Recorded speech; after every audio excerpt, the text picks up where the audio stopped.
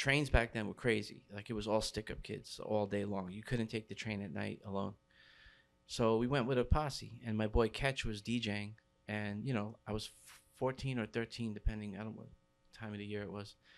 Um, and we went in a group of like 20 to 25 heads, and we went to the club. And the only reason we were able to get in was because Catch was DJing. Because we were underage. We were 13, 14-year-old kids. Like going into a club.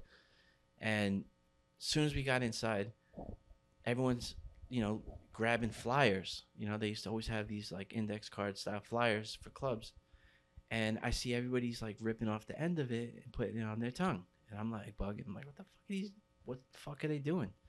So Catch comes up to me and he rips rips mine off, and he goes, "Put this on your tongue." I said, "For what?" He said, "It's gonna make you laugh," But he's telling me in this like super loud environment where you could barely hear. You know what I mean? It's like the music's like boom, boom, boom, like vibrating through you. So I put it on my tongue, and then I went to the bathroom with my friend Tef, who also passed away, rest in peace. And Tef, he put up a sticker in the bathroom, but he didn't put it down good enough. It was like peeled half down.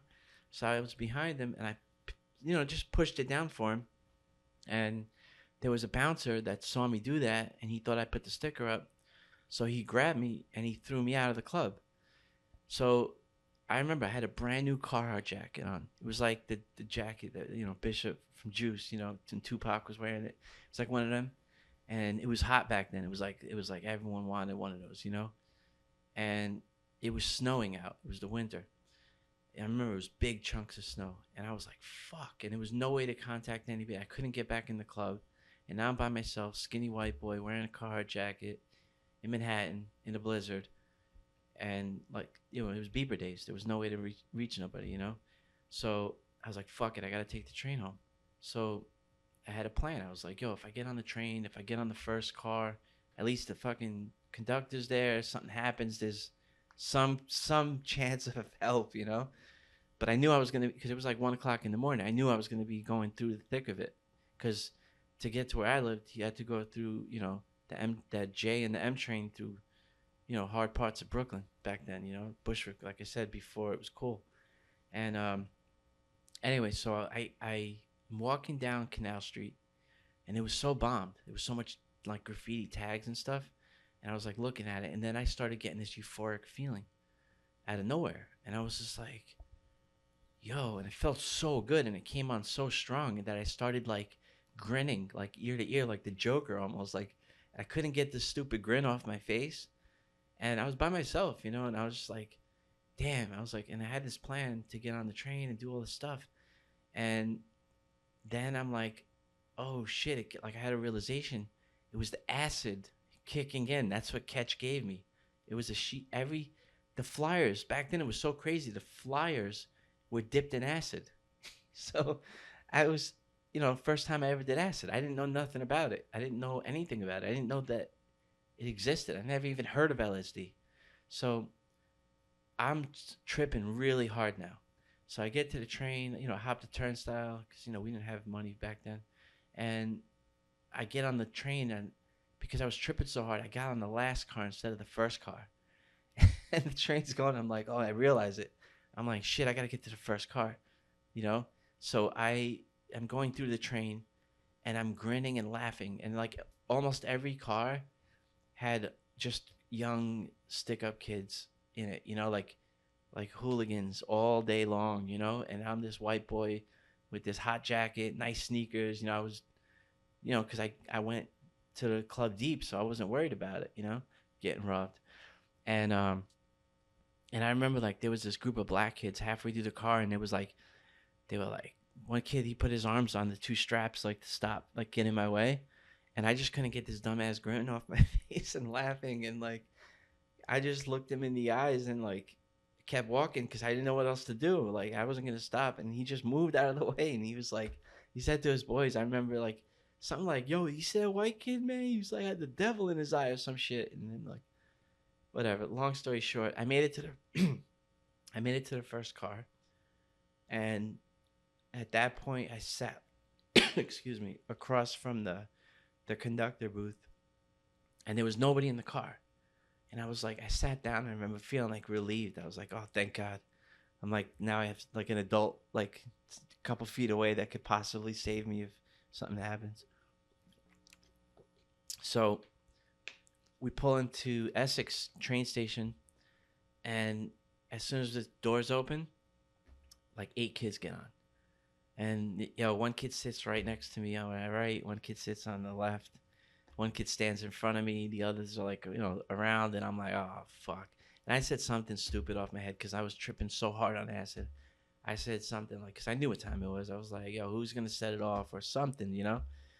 And they were like, and then one kid was like, yo, you write GIZ, right? And I mean, I was a toy back then, so I was like, how the fuck this kid knows me? And he was like, yo, we played handball, because I used to play handball. That was the thing back in the day. I used to hustle and play handball for money. So he said the park that we played at, Madison Park, and I was just like, all right, so he must know. I didn't remember him, but he remembered me. So I was like, we must have crossed paths. And then they were like, yo, what's up with you, bro? You like bugged out. Like your eyes all fucked up. Like, what are you like grinning about? And I was like, I took acid. And I remember I said it really loud, like, because I couldn't control it. I was tripping so hard. And they were all like there was like a minute pause. And then they were like, oh shit, yo, I heard about that shit. Yo, they all of a sudden I became like somebody they were going to rob to like a point of interest. Like, they wanted to know about it. They were like, tell us about it. How does it feel? Yo, my boy told me about it. I was going to do it, but da da da da da. So they were like chilled out. Like they moved away from me, and they were like talking to me, trying to, like, they were curious, and they were talking to me about it and stuff like that. And then the one kid, he kept talking about this 24-hour paint store in Bushwick, and I was just like, yeah, all right, I'm not buying that one. But like stick-up kids back then, they'll tell you anything. They'll be like, yeah, this, that, blah blah. So anyway, we get to Myrtle and Broadway, and that's when you had to transfer from the J train to the M train back then. And those stations back then, for those people that were around in '91, like the lights didn't work, they were bombed, like there was drug addicts. It was not a safe feeling environment. So they got off with me because they were going to Bushwick, and I had to go transfer also. So I thought in my head, but they were gonna try to rob me, when we got off the train, which they didn't. And it was, like I said, it was snowing and stuff like that. And two of the kids were acting cool with me, like they were talking to me the most, and I just couldn't stop laughing and grinning because I was tripping on acid so hard. And we got on the train when the M pulled up, and we got to the next stop, which was Central Ave. And when we got to Central Ave, I don't know if they pre-planned this or whatever. They like kind of like roughly like put their arms behind my shoulders, and they were like, come on, we're gonna go to that 24-hour paint store now, and pushed me off the train. And now I'm sitting on Central Avenue train station. It's bombed. The lights are all fucked up. It's like I said, it's old school. And the train leaves, and now I'm like, fuck, they're gonna rob me now. But they didn't, you know. And they're like, come on, man, we're gonna go to that 24-hour spot. We're gonna do some tags and shit and blah blah blah. Get some beers, all this shit, whatever they were saying. So I was at the mercy of them because, like I said, it was like maybe 8 of them, you know. And we're walking down the stairs, and when we halfway down the stairs, nobody said a word. The black kid, who was the youngest, I think he was the youngest. He looked the youngest. He was in front of me. He turned around, and he put a revolver right up to my throat. And no, like I said, nobody said anything. Nobody said, "Yo, shut up, run your shit," nothing. Like one kid unzippered my jacket. One kid was going in my pocket. Another kid's taking my beeper. No words were spoken at all. It was just like these kids were pros. Like they did this every day, you know. And the black kid just kept looking at me, and then he started pushing the gun up under my chin like really hard, which made me like my chin go up. And now it's wintertime. It's outdoors. I'm in a t-shirt, and then they were gonna take my sneakers, and then like one of them made a joke and said, "Nah, those shits are whack" or something. So luckily I didn't take them because it was snowing out. And then they, most of them walk down the stairs with my shit, after they evict me. And the kid with the gun, man, he just kept looking at me. Like we were looking at each other eye to eye. And, he cocked the hammer back on the revolver.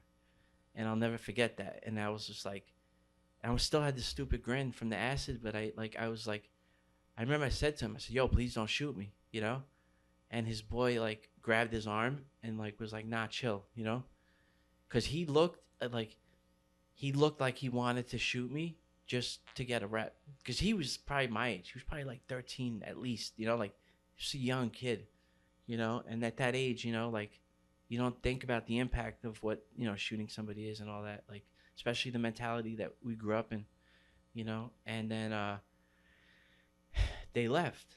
And I went back up to the train station, and now I'm in a t-shirt and a blizzard. And my mind starts thinking, I'm like, wow, that was crazy, like this and that. And I'm tripping out.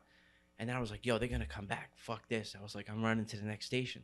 So I jump into the train tracks, and I'm running from Central Avenue to Knickerbocker on the train. And like I said, back then, the train tracks, the catwalk was wood. And thank God there was snow, because the snow, you could see where the missing planks of wood were, because there was no snow there. You would just see down to the street. So I was like walking, carefully, because it was slippery. It was like 2-3 inches of snow on the wood. And all of a sudden I hear in the street people yelling at me. And I look down, and it's the kids that just robbed me, see me up on the tracks, and they start like yelling at me. And I'm like, I look down, and I don't know if it was the acid or what, or if they were shooting at me, or if they shot up in the air, but they just started licking shots off. And I didn't look to see. I just started running my ass off, And I was tripping so hard, trying not to like slip or fall. And I ran past Knickerbocker's train station, and I remember there was a few people there, like 2 people or something like that. And I remember like catching eyes with them as I was running by in the tracks, and they were like looking at me like it was like a weird thing, like see the skinny little young white kid with no jacket on his storm running by in the tracks, And then I passed Knickerbocker station, and I kept going because I thought they were going to try to cut me off at Knickerbocker. I was getting into the paranoid state of it. And then between Knickerbocker and Wyckoff, I see behind me the snow starts to light up. And it was a train coming behind me. And it was like really close. I didn't see it until last minute, probably because I was tripping so hard. And the dude stopped the train, and he opens the front door, and he's like this chubby guy, like with a thick Brooklyn accent. And he's like, yo, kid, what the fuck you doing? Like, and I looked at him, I'm like, yo, I got robbed. And he was like, oh, shit. So he grabs my arm and he pulls me into the front door.